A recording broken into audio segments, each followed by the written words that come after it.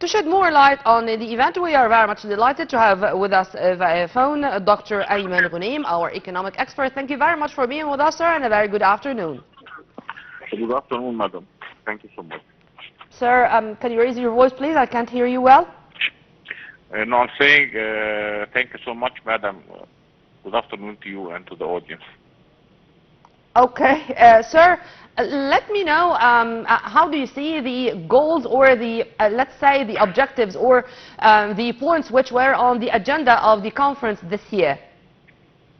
Well, actually, the Egyptian diplomacy under the leadership of President Abdel Fattah al-Sisi is playing a leading role in the whole region, the Arab region, and in the whole world. And I view the Arab Labour Conference from this perspective. Egypt is now building its human capital because, as we know, Egypt is a young population. Our young population at the age of 24 and less is around 54 million, which is more or less 50% or slightly more of the Egyptian population. Yeah. Egypt is building its human capital and is equipping it to become a competitive labor force, either in the local market, in the local Egyptian market, or in the Arab labor market, whether the Gulf, the Arabian Gulf market, yeah, or in North Africa.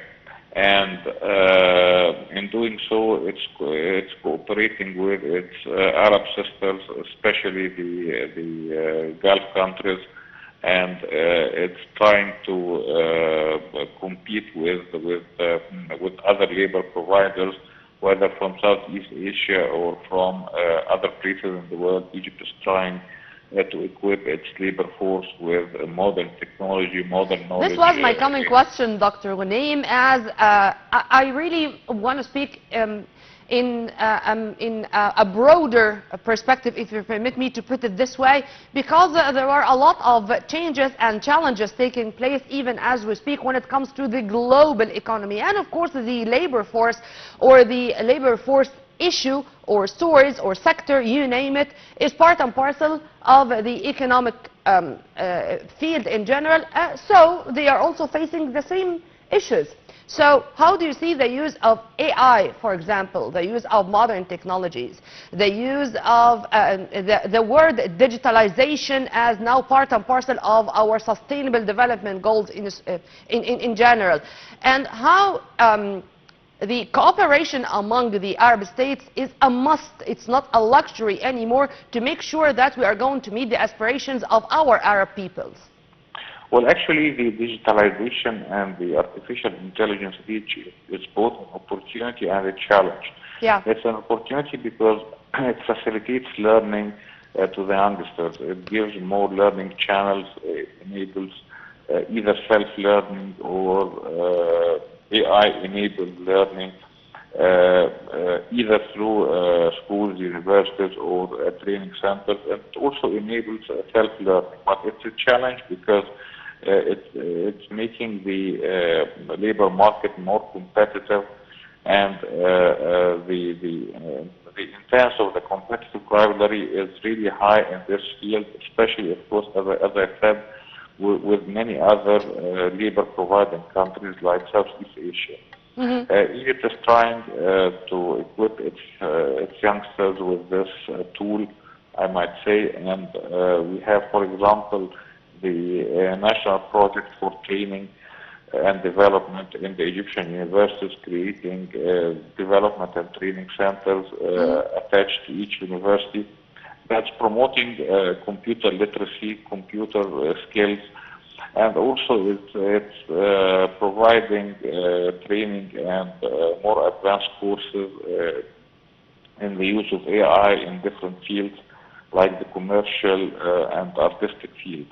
And we have Creativa centers scattered all over Egypt, and I think more centers are going to be opened in the coming a few months to make sure that they are going to act as incubators for all the innovative ideas and the new entrepreneurs and startups.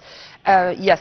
Sir, also, if you permit me, returning back to the conference, one of the main topics is economic diversification as a path of development. Again, it's not a luxury anymore, it's a must to diversify our resources and to make sure that we are going to invade many fields at the very same time. Because now, to depend on one source or on one path, this is not going to work amid the competitiveness, which is now also a key word when it comes to the economic domain. If you want to elaborate on that, sir. Well, for the Arab countries, especially the Gulf countries, the diversification of the economic resources is a must, as you said, because these countries realize that oil as a major source for the government, for the state revenues, and for the economy is a depleting source. And since it's depleting, then they have to start preparing from now by diversifying the sources. And we've seen many Arab countries, especially Saudi Arabia and the United Arab Emirates, they are diversifying in industry, in tourism. They are attracting investments in manufacturing industries, in AI, and they are preparing from now for this. And in Egypt, on the other hand, Egypt has suffered during many previous decades that its economy is a rentier-based economy. It's based on generating yields, not on value-added manufacturing industries.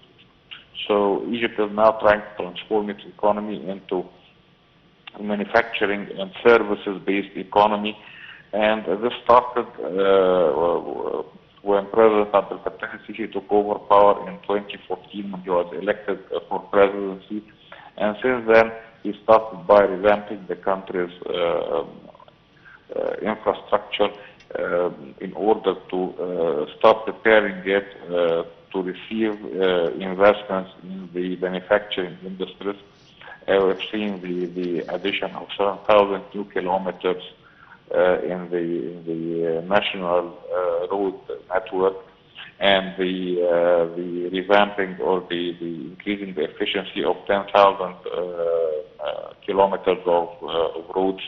So we worked on 17,000 kilometers of roads, which sum up to around 54% of the present national road network, which is around developing the infrastructure in general is one of the top priorities of Egypt, and without this, I don't think that any kind of progress of development regarding the industrial or the economic domain can be achieved on the ground. But, sir, also returning back to the number or the large number of participants in this conference, and they are all coming from more than 20 Arab countries, as far as I remember, to make sure that many obstacles are going to be eliminated on the ground, many challenges are going to be faced, and above all, the labor legislation or policy coordination among Arab countries are going to be achieved for the ground to be a win-win situation, or to make sure that we are going to meet the aspirations of labor field or labor sector in all Arab countries. If you want to also elaborate on that, because this is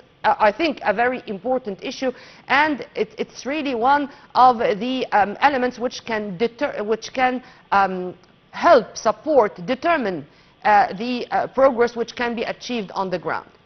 Well, actually, before elaborating on this point, I'd like to just point out to the fact that having these international conferences and regional conferences from many participating countries. It seems we lost our dear guest, Dr. Ayman Ghoneim, our economic expert. I was really enjoying our discussion, and I hope all the goals of the conference are going to be achieved on the ground, because simply our Arab countries deserve to achieve more and to be in a better position when it comes to the economic domain in general.